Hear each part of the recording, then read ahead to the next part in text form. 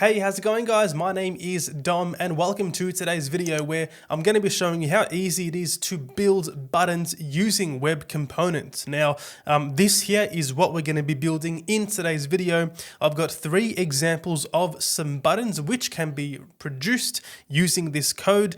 Now, an icon is optional, so you can provide an icon if you like, and you can also customize the background color and the way it looks. So I've got a couple of different styles here. I have the standard default blue background. I've got a success variant and an error variant. So you can of course add as many variants if you like, for example, a warning, an info, whatever it might be. This is all very easily done. Now, when it comes to the usage of these button components, we can see here in the HTML, I've got this custom button tag and I'm providing it with an icon, data-icon equal to book. And that of course is going to display the book icon. Now, like I said, this here is optional. You don't need to provide an icon to the button and it's still going to work just fine. Then of course, if you expand it, you have the actual text itself that you provide to each instance of the button.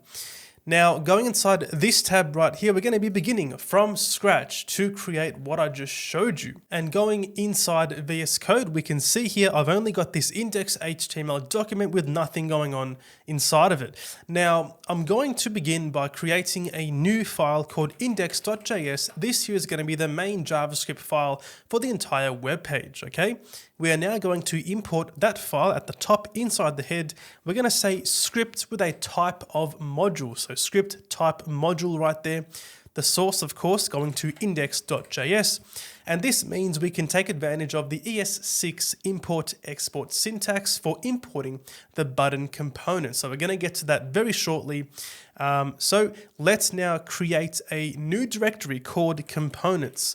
If you want to add more components to this example, you can, but within this directory here, I'm going to make a new file called button.js. So what's happening here is this button.js file represents or is going to represent the button web component. This is going to be done using a JavaScript class. Okay, so right up here, we're going to say export class button extends HTML element. Okay, so in order for these web components to work, you must extend from HTML element. We're also going to be exporting this that way, like I briefly mentioned just then. We can import the button in the index.js file. Okay, fantastic. So once again, just to reiterate, this class represents all the code that goes on for our button. All right, fantastic. So we're going to go inside here and specify the constructor. Okay, so what happens when we want to use one of these buttons on the HTML? Okay, we're going to say super. Once again, just like the extension from HTML element, you must call the super constructor in order for this to work. That is required, okay? We're also going to say this.attach shadow, then provide an object with one key called open with a value, oh, my mistake, I apologize, key called mode with a value of open, okay? This here allows us to specify a shadow DOM for our component. This just means that we can provide our own HTML markup or elements to represent a button. We're going to need a button itself, right? Also need to have an icon inside there as well as a label, a little span tag for the actual text. So that is what that's doing. And also a benefit of the shadow DOM is that any CSS styles that you have external from this component, they're not going to affect it. So you're basically shielded off and everything is handled and managed by the component itself. So more on that very shortly. Okay, we're going to hop down here now and we're going to go back inside the index.js file and we're going to import that button. We're going to say import here. Okay, import from .components/button.js here. If you have trouble importing this file, make sure you have .js at the end of it. If that doesn't work, you can also just do /button. It depends on the environment you're running it on, but in most scenarios, you're going to want to have .js at the end of it. Now, inside here, we're just going to say button. Okay, so import the button class from the button.js file. Now, I'm going to get something working, and we can do this by simply saying here, custom elements dot define, and then here's where you specify your tag name. I used custom dash button in my example at the beginning of this video, so I'm going to say custom dash button here to keep it consistent. Then a second argument is going to be the class itself. So essentially this line registers our web component class to be attached to this tag name, and now we can use this inside the HTML. So let's do that right now and let's get something working, right? So in the HTML, we're going to say custom dash button just like this and leave it empty. I'll save this, go back in the browser here, and there are no complaints from the console. Everything's working just fine. If we inspect the elements tab, we have the button right there. So that right there is your bare bones absolute minimum for getting a web component on the page. Well, there might be a simpler version out there somewhere, but it is pretty minimalist here in terms of, getting something working at least for us to see. So let's now expand on this button class and of course make it look like a button and make it functional. So what's going to happen is essentially once we create a new instance of a button, we're going to hook onto the connected callback. This just means once the button itself is on the document. Okay, so we're going to say here connected callback. Okay. This code is going to run once our button is on the document. Once it gets processed and it's on there, this code is going to run. Okay? This code needs to render out the contents of the button because right now there's nothing on the page, right? But of course we need this. So from within here, we're just going to say this.shadowRoot, okay, .inner HTML is equal to, then using the backticks near the one on your keyboard, the template strings, we can hop down and we can specify some HTML markup, okay? By the way, shadow root is only available because we set attach shadow with the motive open. Fantastic. So within here, we're going to say button class of button, okay? And we're going to say test, okay? We'll save this, go back in the browser, and there we go. So that's working. If we inspect this tag here, we can expand the shadow root and we get the HTML markup. This is what I meant when I said that we're essentially we're holding a place for all the HTML, all the elements that are required for the component to work. So that is the button tag inside our component, okay? We're going to need a place to hold the label. You can just have the actual text like this, and that's going to work. But in order to allow you to easily style it in the future, it might be best to just simply use a span instead with a class of label, and you can put your text inside here. I'm just going to say click me as an example. Okay, save this back in the browser, and we don't get much of a change. Okay, so what about some CSS, okay? This is all done by simply providing a style tag inside this shadow root. We're going to hop down here and we're going to say style, and you can specify all your CSS inside here.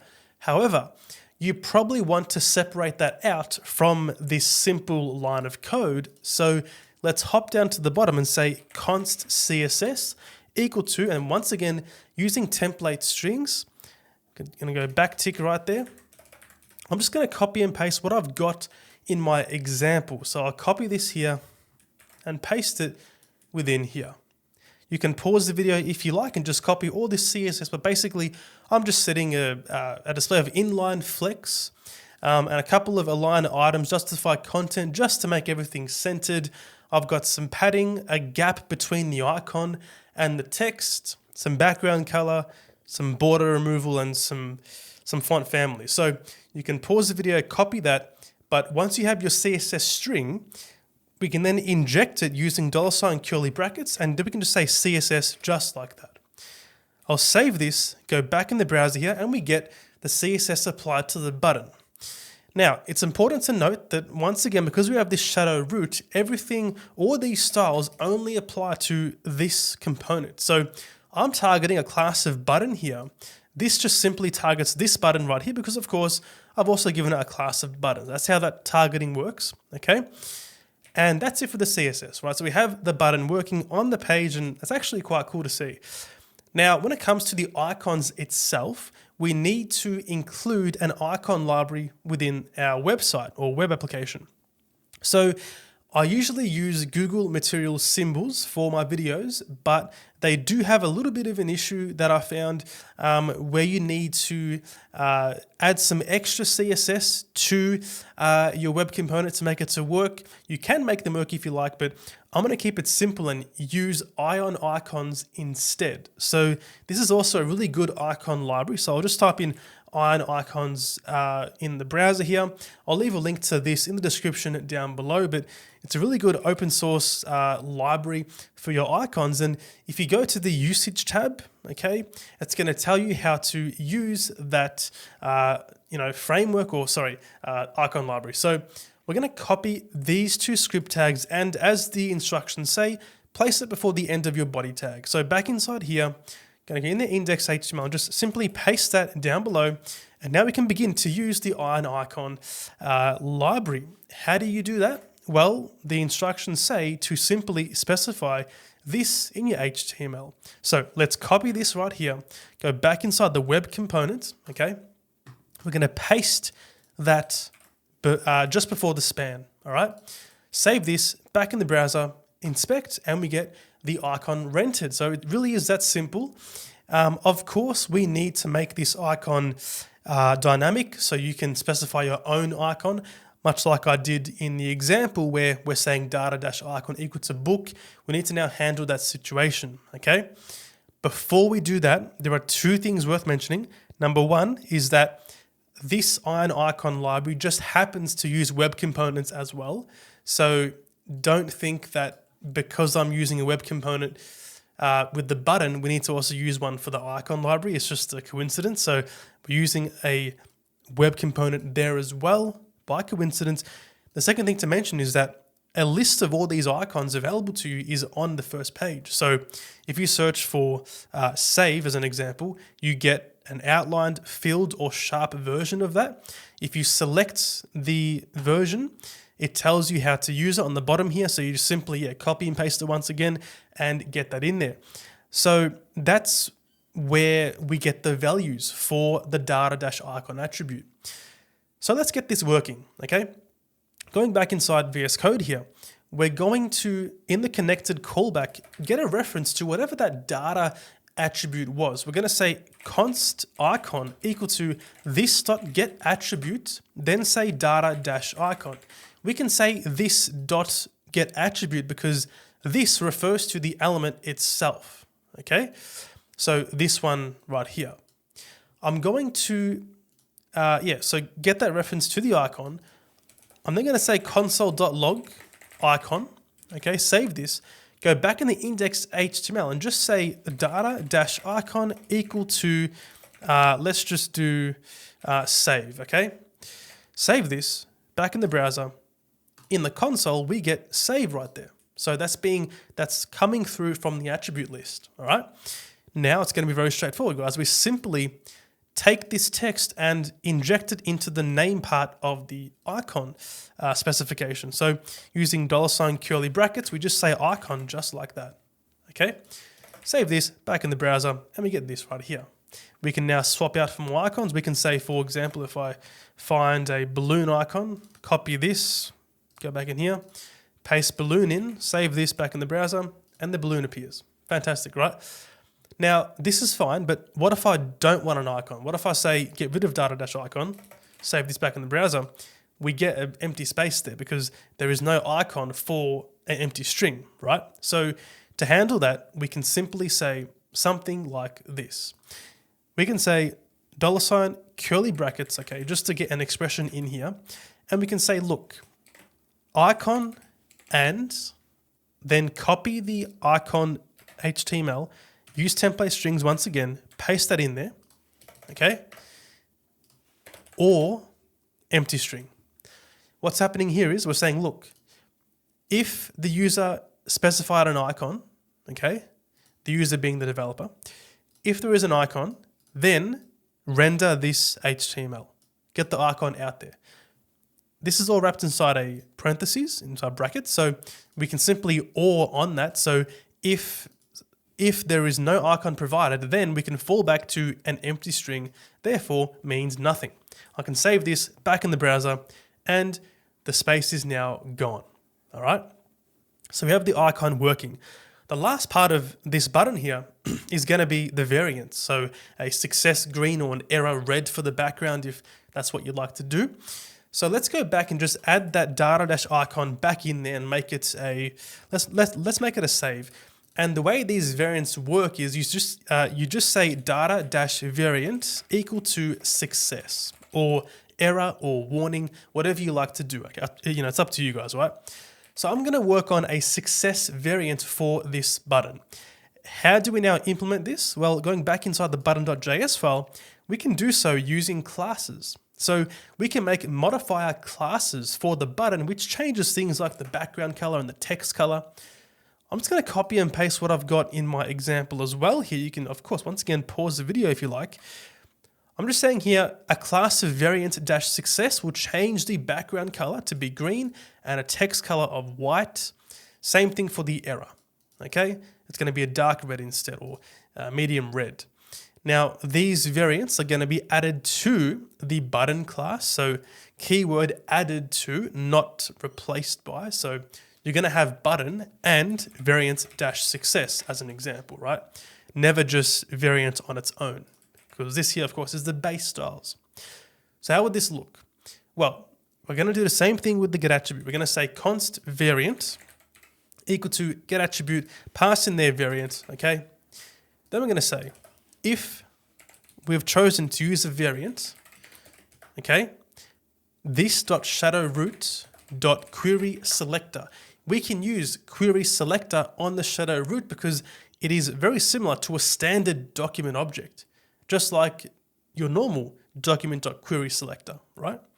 We can say, get me the button element, .button. Then we can say .classList.add, and we can add the variant's class name. Template strings, okay? Variant dash, then $ curly brackets as per usual to inject in the variant, and we can just say variant just like that. I'll save this, go back in the browser, and we get this right here. Going inside the elements here, we can see that upon inspecting this, we have provided the data variants and it's also been provided to the class list here and everything's working just fine.